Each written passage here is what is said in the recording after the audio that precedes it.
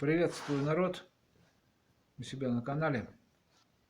У меня есть одна вегетарианская история. Наверное, пришло время рассказать вам ее. Тем более ходят такие слухи, что YouTube скоро закроют. А у меня нет ни одного видео на данную тему. У меня была следующая история.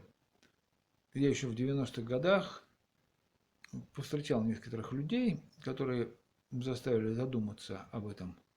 Один, например, парень работал телохранителем, главным у генерального директора большой компании. Это был конец 90-х, или середина 90-х, 5-6 год. Он вытворял невероятные вещи. Он гнул ногу сзади и вот так вот себе пяткой чесал затылок, вот, стоя на одной ноге. Весь такой, как велосипед, как бы это самое, тощий, за руку берешь, как будто за железный уголок взялся. Вот. И он это самое.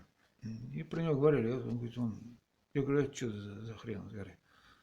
Я говорю, этот хрен, говорит, нас здесь вот может поломать здесь, говорит, всех за пару минут. И все, и мы тут будем все лежать, отдыхать. Я говорю, а что он? Он, мол, это самое. Он мясо, говорит, не ест, он, говорит, вообще одну траву жрет. У него родители были какие-то дипломаты где-то в Японии, на вроде Шаолиньского монастыря, и сдали его туда с детства. Вот. Ну и вот его там научили. Ну, вот почему-то он был такой травоед, вегетарианец или кто он там был. Вот. Мне было удивительно, я думаю, как же так, не ест человек, он же, как же он ноги тут таскает. Оказывается, он вот, такой вот. И после этого попалось мне буквально несколько листов о видовом питании Галины Шаталовой. Вот. Этих вещей вообще не было в печатном. Вот. Это люди просто на машинках где-то, какие-то машинистки набирали, перепечатывали все эти тексты. И они ходили по рукам, и вот мне досталось почитать. Я узнал, что есть такое, да, видовое питание, что у человека пищеварительная система, и зубы, и как-то там все устроено. Устроено таким образом, что он может, в принципе, съесть мясо. Ему ничего не будет для этого. Того, чтобы выживать. Вот, в случае, если человек не сможет найти пищу для себя подходящую, он сможет съесть мясо, ничего страшного с ним не будет. Это скверно. Вот, чтобы мы не развивались духовно. И третий момент, который меня привел окончательно к вегетарианству, это, конечно же, мы сдавали ласточку, корову свою. С мамой держали корову. Я уезжал, она здесь в деревне вот была. И ее еще держали до, наверное, это был 98-й год. Но она доилась. Конечно, уже была старая корова, но не совсем еще. Можно было, конечно, ее еще держать. Какой-то, не знаю, пару-тройку лет. Ну вот. И мы решили ее сдать. Все как-то это подходил этот день. Потом откладывалась машина, которая ехала забирать. Приехала машина. Эти загнали, а наша не идет. Ей хлестали, и это она бодается, дергается. Мне говорят, что ты, помоги, что ты, твоя же корова, ты что, не повезешь, что ли? Вот. Ну, мать-то вообще тут ревела. Ушла домой, и все. Я взял ее за веревку и повел туда. Подошел, погладил. И она пошла. Я ее завел спокойно туда на кузов. Она на меня смотрела такими глазами. И они налились слезами. И слезы льются. Я помню, мне так было неловко. Вот она вот чуть ли вот не мычит. Даже, по-моему, вот мычала даже как-то. Лезет, тыкается носом, а я отворачивался, и это все, ну, никак не мог смотреть, она вот так вот заглядывала, чтобы вот посмотреть мне в глаза.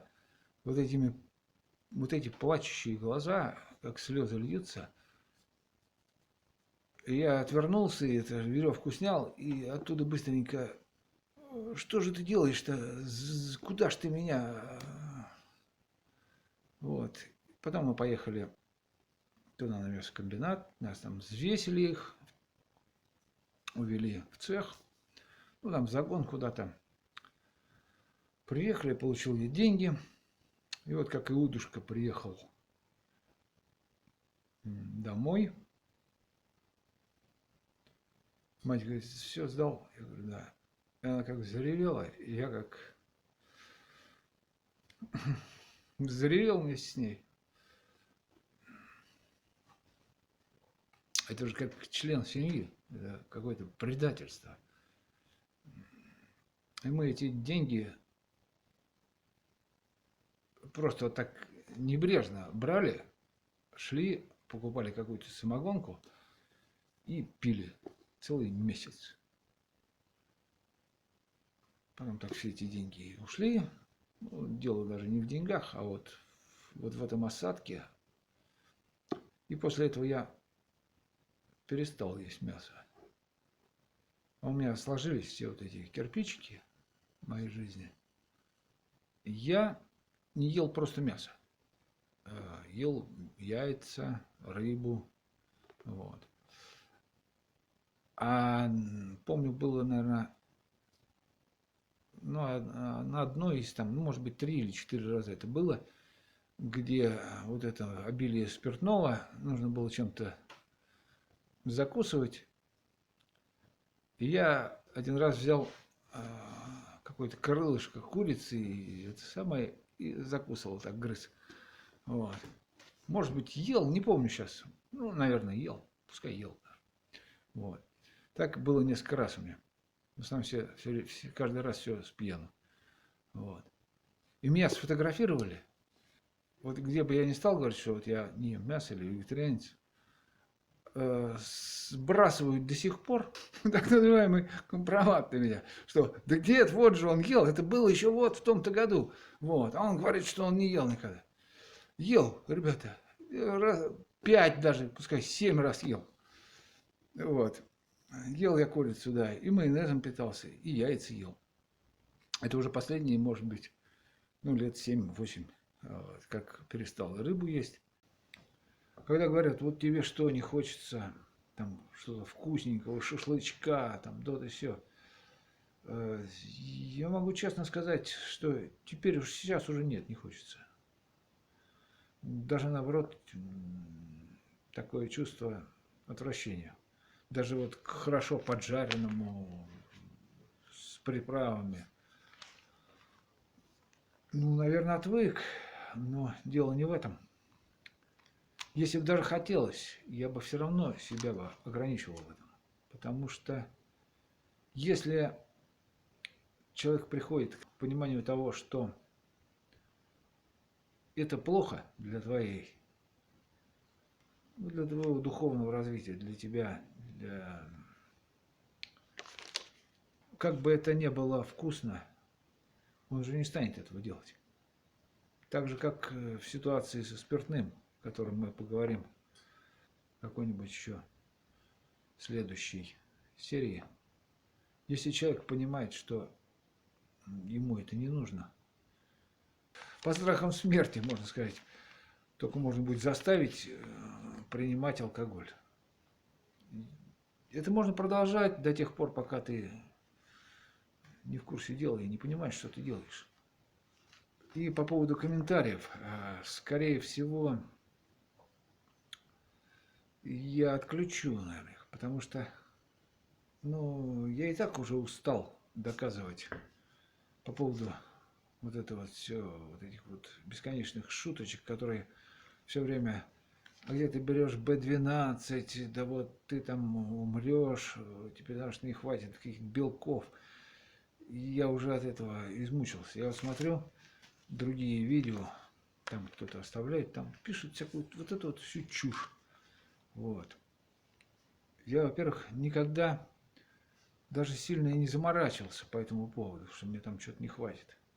В те далекие времена, да, было иногда боязно, потому что информации было ноль, и, может быть, и правда там что-то у меня не сможет там желудок воспроизводить эту какую-то аминокислоту, я правда там это... А если там устанешь или какая-то там недомогание какая-то или слабость появляется там. И вот в те времена было, да, действительно страшно. Вот думаешь, правда что ли? Блин, вот думаешь, если завтра не станет получше, съем какую-нибудь курочку. Вот. Нет, ничего, все обходилось, и все нормально. Ничего со мной не стало плохого. Вот. Поэтому всем добра, солнца. Надеюсь, увидимся в следующих видео.